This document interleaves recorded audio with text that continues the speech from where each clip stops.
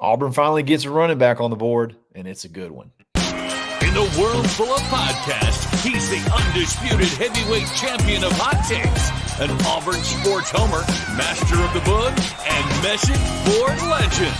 Get your buttons buttoned and your hats flattened, because the Top Button Podcast is about to kick off, and you don't want to miss your courtside seat. Now, here's your host, Charlie 5. Yes, sir. We're back. Happy Monday. It's another episode of the Top Button Podcast, and I'm your host, Charlie 5, and we're ready to get this week kicked off talking about a big flip we've been waiting for it seems like years, but it's actually only been a couple of months. Go ahead and get your running back, one of your running backs on the board. Big time commitment, big time flip from Alvin Henderson, and we're going to dive deep into that. But before we get started, we got to give a shout out to our boy Ford Stokes with Active Wealth Management. Guys need to check out retirementresults.com/plan, because look, Auburn had a plan to flip Alvin Henderson, and they worked that plan, and it finally paid off. But Ford Stokes wants to help you get in that right plan to get you ready for retirement. He's a registered Social Security analyst. He'll help maximize your Social Security income and help you delete the IRS from your retirement accounts. He's an Auburn Tiger fan. What better person to trust with your funds, with your retirement, with the stuff you've worked so hard to earn than a fellow Auburn fan. So check him out. Tell him War Eagle. Tell him I sent you. Ford Stokes, Active Wealth Management. But we're going to retirementresults.com/plan. Nailed it that time. Got hung up on the backslash last time. But definitely check him out, Ford Stokes. All right. Big time commitment over the weekend. Kind of a surprise. I say a surprise, the timing of the surprise. If you've been listening to the show, we talked about on Friday that Alvin Henderson was probably on the list of next ones to possibly commit. But when we kind of started to catch wind of the flip that may happen, it seemed like it might be a little bit later this week or possibly into the next week, based off the timeline of things. But I think they're ready. Finally, we've kind of drug this thing out. We've been patient, but let's go ahead and get this thing done. Let's go ahead and get this thing done, have some excitement over the weekend. And I believe on Friday, he goes ahead and pulls the trigger and kind of makes for a great weekend. You just kind of relax and enjoy the excitement of finally getting your running back on the board. And it's a really good one. It's a really good one. It's one that you fought hard for, one that you could have given up on. I mean, your patience can only go so far, and you get nervous when you don't have a running back on the board at all. But that Hugh Freeze had a plan. Hugh Freeze wanted this kid really badly, and understandably so. And he was patient with him, very, very patient, and it worked off. It paid off. If you listen to Locked on Auburn, when we talked about it about the day after it committed with Zach, and I said that day, there ain't no child from Elba, Alabama, going up to Pennsylvania to play football. I just didn't see it. I didn't see that as a realistic option. All due respect to Alvin, I just never bought that commitment. I never bought that was going to end up being his final spot. And I was so the people that got upset about it, or the people that got mad about the commitment, that's why I was like, guys, just chill. This is not going to be something that lasts. This is not going to be something. This is not going to be where if we want Alvin Henderson, if Auburn wants Alvin Henderson, I think Auburn will get Alvin Henderson. So, and then obviously that came to fruition. So again, it was a great way to start off the weekend. This is a big addition to this class. It's the number 12 player in the state of Alabama, high 4-star, very high 4-star on a couple of different sites. Really helps you get your ranking up. I think we're jumping up to number 7 on On3, as high as top 4 on 247, and somewhere in that 5 or 6 range at Rivals. Bottom line, you're right in that top 5 range where you need to be at the end of the year. If you can be in the top 5 range, that's going to probably put you in the top 2 or 3 in the SEC, and that's where you have to be able to compete with the tops of your conference. That's where you have to be, and to be there in June, That's really big. And Auburn's not done. You got 16-ish commits right now. You still got several that you could add leading up to Big Cat Weekend. I'm still looking at that 20 number before before the season starts, and it could be more. So it's very, very big for that. It's big for your your running back room. Auburn loses Jarquez Hunter this year. There's a scenario where, I mean, you got Damari Alston and you got Cobb that are right there neck and neck battling for the starting role. If something were to happen and the one person doesn't like the fact that they didn't win the job the next year in 2025, there's a scenario where you could only bring back one running back for 2025. So it's very important to get two backs in this class. I like the idea of having the bigger back, and then you have your sort of your change-up guy. And I love Alvin Henderson in that change-up role because he can do a little bit of everything. And he does a little bit of everything right now for his high school. There's been a lot of people that are concerned, and I get it a little bit. I get it a little bit about his classification he plays in. He does play in a very small school in the state of Alabama. I think it's at the lowest classification. But Auburn has had success with small school backs. I mean, you don't even have to go back that far to find a back that played at a very small school, and he was dominant at that level. And then it translated over time into the SEC play, and that's Kerryon Johnson. You know, he went to Madison Academy. It's a very small school in North Alabama. I think it's fluctuated between like 2, 3, and 4A. I think when he played it at the time, it was 3A. And no disrespect to North Alabama, but the 3A competition in North Alabama just wasn't there. It just wasn't there. But and Kerryon was absolutely dominant. He played wide receiver. He threw some passes. He played running back. He did everything. He even played on defense. Played safety on defense. So you don't even have to really go back that far. And then for the really old heads, you got Tommy Agee, who may have a star on the walk, who played fullback in the wishbone for Bo Jackson, in front of Bo Jackson. And then you got Harold Morrow, who played in the early 90s, who both of those guys had very long NFL careers. Both came from 1A high schools, coincidentally the same 1A high school, which is kind of crazy. But yeah, so Auburn has had success with small school backs. I mentioned it on the show on Friday. Derrick Henry, a 2 or 3A high school in Florida, very, very small competition, absolutely dominated the competition.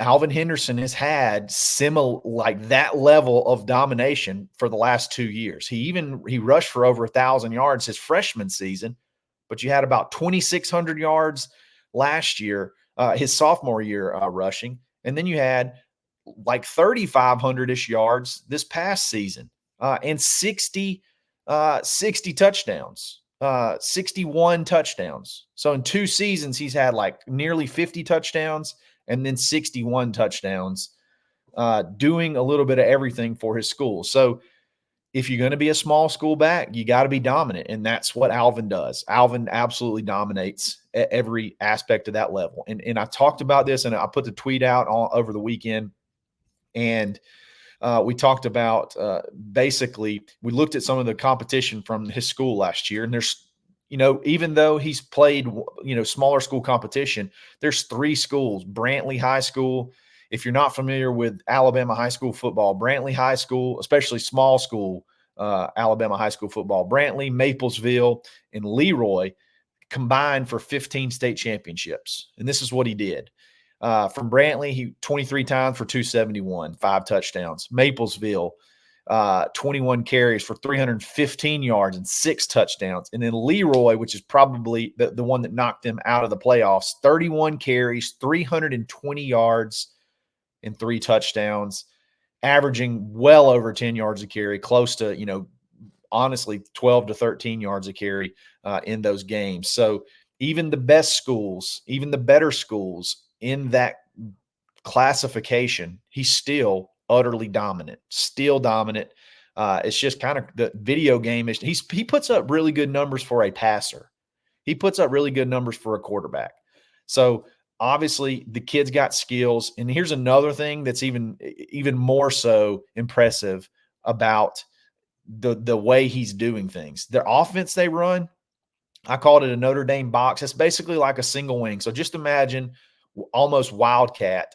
He's getting a direct snap every single play, just about, and going. And like, so the defense knows, okay, we know Alvin's getting the ball. That's who we got to stop. That's who you got to stop. They know that's the guy, and nobody can do it. Nobody at that level can do it. Now, do I expect him to have those type numbers at Auburn? No, nobody has those type of numbers in college. But can he be a very effective, smaller back that can, be sort of a change up from just turn around, hand it off, pound it up the middle? No, this guy could be a screen guy. He could be a third and long draw type player that can pick up big chunks, like stuff like that. Those third down backs that can do different things other than just turn around and hand it off and take it. I really like what Alvin can do. I'm anxious to see. I believe there's a Rivals Camp series in Jacksonville, Florida, tomorrow on Tuesday. I think that he'll compete in, weather permitting. I think he does very well when he goes to these camps where he competes against some of the best competition. So I'll be very anxious to see the notes that come out from that Rivals Camp series. He's about 5'9", 5'10", 190, 195. Like, you're not going to have him carry the ball 20 times a game, but he could get somewhere in that neighborhood of 8 to 10 touches and just explode. So that's the kind of guy that you had to have, and he's already really fired up. I mean, this is another reason you had to get him in, because kids of that caliber pull weight with other players. So you already got him out recruiting, firing off at people on Twitter as far as other recruits. Hey, come to Auburn, come join to Auburn. So all around, very, very big pickup. Very, very big pickup. So look, don't let people tell you, if people tell you he plays at too small of a school. Well, okay, what about Kerryon Johnson? Okay, what about all these other guys that have come up and had success? What about, 3,500 yards rushing in a single year, 61 touchdowns? I mean, you think that you go up a couple classifications and you just aren't good anymore? No, this kid can play, and Auburn has singled him out. Basically, Hughes singled him out basically since he got here, and he's wanted him since he got here, and he's recruited him hard since he's got here. And that's one thing about Hugh Freeze. When he locks in on somebody, he's relentless. He's patient, way more patient than a lot of you guys, listeners, in the comments and things like that don't have the patience that Hugh did over Alvin Henderson. That's a big factor for recruiting, is being patient. And I think he's not the only one. Alvin's not the only one that Hugh's having to be patient over, but in the end, typically it pays off. So big addition. Get fired up. Start the week off getting fired up about a commit, and let's see what happens the rest of the week. And we're going to talk about that shortly. But before we do that, we got to give a shout out to plainscoffee.com. Guys, you got to check this place out. I'm so happy that I found a place that has fresh, like the most fresh coffee that you can possibly have. I've always been like a Folgers big box guy, or whatever, those big canisters of coffee. And instead, now you can get, they've been sitting on the shelf forever, and now you can get freshly ground, freshly roasted coffee sent to your door. I got the Cowboy blend. I really like it. I've got an idea. I'm kind of got my eye on this whiskey barrel aged coffee here as well, that I'm going to give a shot as soon as my Cowboy roast, my Cowboy blend runs out. But you can smell it when it's in the mailbox. It's fresh, ready to go, and you can save big by using coupon code BUTTON, take 10% off. So check them out, plainscoffee.com. Use coupon code BUTTON, save 10%. All right, so it seems like we keep getting surprise commits, and it kind of throws off some time frames as far as when people are committed, and then things happen. This past weekend, there was our coaches crammed a lot of visits in at once, and not at once, but just kind of, that last week had some really big visits, kind of back to back to back, some midweek visits, some weekend visits. And then they kind of took some time to relax, which they deserve. But the visit period just ended this past weekend. So there were some schools that had some visits this past weekend. We had some of our targets go on these visits. And look, when kids leave a visit, they call it the visit high. Okay. You leave a visit, you've just been had the red carpet rolled out, just been wined and dined with all kinds of goodies, from meals to parties to celebrity treatment. And it sometimes that can work on. Sometimes that can sort of, get in your head, and it takes a couple of days to sort of decompress and get back down to earth. And I think, we had sort of Herbert Scroggins, which obviously is one of our biggest targets that could pop next. He visited Miami this past weekend, and he was set to commit on Tuesday, which is tomorrow, and he postpones his announcement. So he says, "Hey, I've had this amazing visit. I maybe need a little bit more time to think."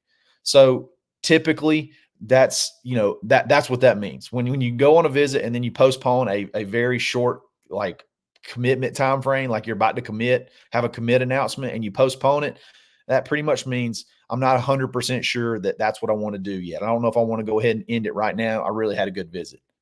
Okay, I say all that to say, I think Auburn still sits really well with this kid.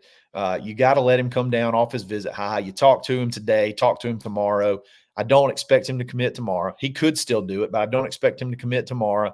But I don't think it's still too much further out before he goes ahead and pulls the trigger. It may just be a little bit longer, and that's that whole patience thing that you're going to have to work through. And you're probably going to have to work through it with Herbert as well. But he's worth it. He's one of your top players at that position, the top player at that position on your board. And you want to go ahead and you want to try to lock him in as quickly as possible, because look, you just saw what happened. You take a visit, and the visit high gets you, and it makes you, question things a little bit. So, but again, this ain't the first time that this has happened to this staff. There's a plan. They know how to work this type of situation. I doubt it was a surprise. And then hopefully you'll go ahead and lock him down in the next week or so. Just delay the announcement a little bit. So as far as who's next, you got a shot Wednesday. I think Shamar Arnaud, we talked about him in our predicted class. It's Auburn or FSU. I think he's announcing on Wednesday. I don't know that the confidence is quite there at Auburn all the way as far as of Monday that Wednesday's going to go their way. So we'll just have to see how that plays out. But that could be your next commit if he were to choose Auburn on Wednesday. I'm kind of expecting it to start off. I'm kind of expecting it if he just goes ahead and makes the commitment on Wednesday, it might be a Florida State situation. But I know we're going to battle. Up until then. So things change hourly with these kids. So we'll see what happens on Wednesday. And if he does commit to Florida State, look, you still got a bunch of DBs. You feel really good about Blake Woodby, who is just sort of planning his, announcement deal. You're thinking you're going to have a July announcement for him. You're not super worried. You do like this kid, and obviously he's Juju's teammate, which helps a little bit. You feel like it would help a little bit in the Juju Lewis situation. But as far as who's the stone cold next one, I think it's sort of up in the air. I honestly would almost expect a 2026 commit to be your next commit. But I don't really know who that will be. I know next week is going to be wrapped around that July 4th week where there could be a lot of action. That seems to be a big commit week, a big commit action for the week. You got a lot of stuff before, a lot of stuff on the 4th, a lot of stuff after. And there's several guys that we mentioned on Friday that could go there. As far as who's the next stone cold, I thought it would be Herbert Scroggins. And I thought tomorrow we'd be celebrating his commitment. But it looks like we may have to wait just a little bit longer on him and then see what happens on Wednesday. Maybe we'll get some intel before then and sort of see maybe we'll get some more positive intel towards Shamar as it gets closer to his commitment date. And if it does, obviously we'll share that. So that's going to be it for today. Be fired up about Alvin Henderson. And then we'll just have to see what happens as far as how the schedule works for who commits next. I'm kind of expecting the next one to pop to be a 2026 kid. Could it be a Hezekiah Harris? Could we have to go all the way till next week for Shadarius Tootle, somewhere around that July 4th day? Could it be Jacoby Ward, who we've sort of had on deck for quite a while now? Could Herbert just go ahead and say, okay, I've come off the high, I'm going to go ahead and commit on, let's say, Friday, something like that? Who knows? We'll see. It's just not quite as concrete as it looked before this past weekend. So I don't think that's a bad thing. Still a lot of good stuff on deck. Auburn sits pretty in the recruiting standings, right where you need to be. Just got to knock out a couple of more positions and then keep chipping away at that Juju Lewis recruitment. We might talk about a little bit about him and some of the comments that were made over his visit to Colorado this past weekend. So y'all have a great start to your week, and we will get after it again tomorrow. Like this video, subscribe to this channel, get in the comments, follow me on Twitter, _Charlie_5. And we're going to be back every single day getting after. So I really appreciate it. Y'all have a great week and stay buttoned. Thanks for listening and drive home safely.